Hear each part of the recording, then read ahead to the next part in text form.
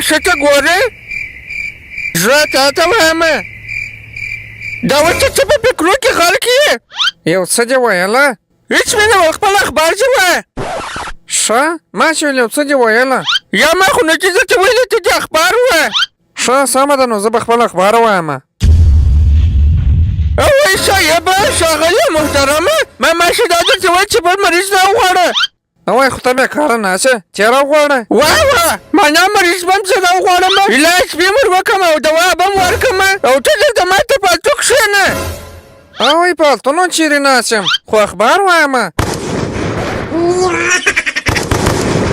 ورشه مریض راوغواړه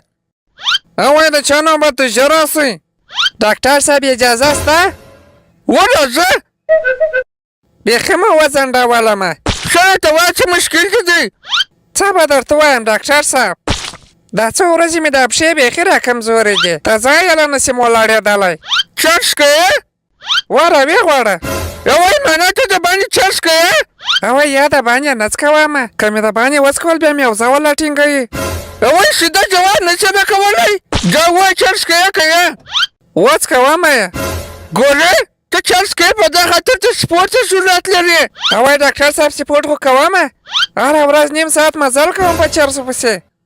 بیا کله هغه رقم سپورټ نه یادومه ښه نو څه رقم سپورټ تا ته د سپورټ هېڅ ضرورت نشته ته دا دوا رانیسه او کور ته ارام وکړه ښه سمه ده ولاړمه بل مریض راوغواړه رئیس صاحب بل مریض دې حاضر سي ډاکټر صاحب دننه درځمه راسه دننه راسه همګر سره د ډاکټر صاحب په خلور ننوځه خر بیا کړه ډاکټر صاحب دا مسخرې در سره لري ګوره یوه خبره درته کومه په خلاصو خوشو واوره دلته به پالتو خبرې نه کوې دلته چې څوک راشي هغه خپل مشکل وایي دوا اخلي او ځي ښه راته وایه څه مشکل لرې اوی مشکل دا دی چې زه هېڅ مشکل نه لرمه ژوند مې خورا په اشکو کې دی نه کومه پریشاني لرمه او نه کومه مریضي نو زه دلته ولې راغلی بس د دغه ویلو دپاره راغلمه چې تا وسوځومه ورشه ورشه ته باندې رسل ته بیا ته خراب کړي بل مریض راوغواړه بل مریض حاضر سئ اشه ډاکټر صاحب د شیدو په څښلو سره ویښتان د سړي رنګ سپینېږي که یا وسپینېږي ولې نو دا د غوږ ګلګۍ ولې تور یې ګوره زه که کوم مشکل لري هغه راته ووایه فالتو به وخت نه راڅخه کوې